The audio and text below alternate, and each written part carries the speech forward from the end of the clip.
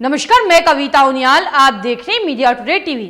दुनिया भर में मुसलमानों को लेकर बढ़ती नफरत को देखते हुए ओआईसी ने एक हाई लेवल मीटिंग बुलवाई, जिसमें ऑनलाइन वीडियो संदेश के जरिए सभी मुस्लिम देशों ने हिस्सा लिया। इस मीटिंग का मकसद था कि दुनिया भर में धर्म, जाति, नस्ल के नाम पे जो नफरत बढ़ती जा रही है उसे कैसे रोका जाए।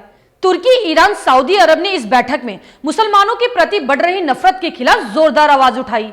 तुर्की के विदेश मंत्री कोसोगलू ने ओआईसी की इस बैठक में मुस्लिम विरोधी मानसिकता को खत्म करने, इस्लाम के प्रति बढ़ती नफरत को खत्म करने के लिए कठोर कदम उठाने का आह्वान किया है।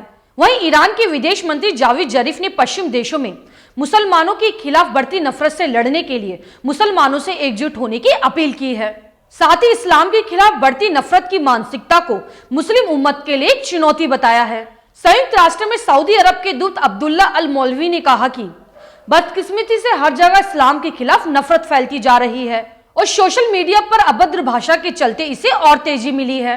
अलमु अलामी ने मुसलमानों के खिलाफ बढ़ते व्यक्तिगत हमलों को लेकर भी चिंता जाहिर की है।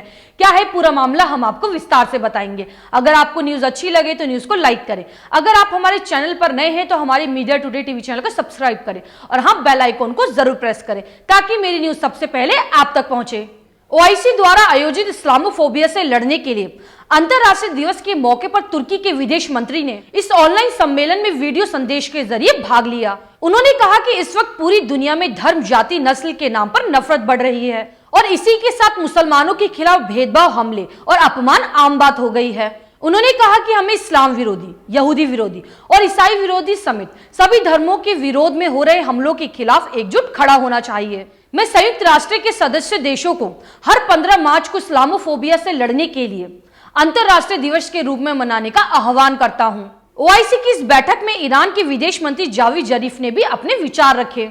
जरीफ ने कहा कि मुस्लिम उम्मत के लिए ये जरूरी है कि वो इस्लाम के खिलाफ बढ़ती नफरत के खिलाफ एकजुट हों, चाहे वो किसी मुस्लिम देश पर लगाया गया यात्रा प्रतिबंध हो या किसी मुस्लिम पहचान पर लगाया गया प्रतिबंध। इसी के साथ इस्लामी आतंकवाद जैसे मूर्खतापूर्ण शब्दों के उपयोग को भी रोकना होगा। इस बीच हमें इस्लामिक दुनिया के भीतर आतंकवाद और उग्रवाद को जड़ से खत्म करना होगा।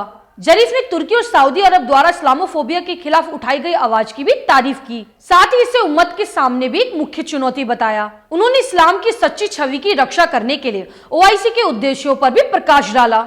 जरीफ ने दुनिया भर में मुसलमानों के खिलाफ भेदभाव और नफरत की मानसिकता की भी आलोचना की। ओआईसी की इस बैठक में संयुक्त राष्ट्र में सऊदी अरब के राजदूत ने भी अपने विचार रखे। उन्होंने कहा कि हमें आज ये समझना जरूरी होगा, समाज में बड़े पैमाने पर धार्मिक आजादी पर खतरा है।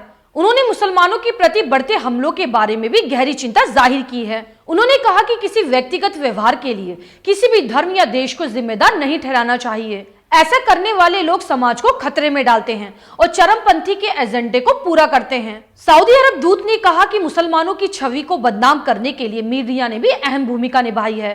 उन्होंने इस तरह की कार्रवाइयों की निंदा करते हुए अंतर्राष्ट्रीय समुदाय से इस खतरे का सामना करने के लिए एक साथ खड़े होने की अपील की है।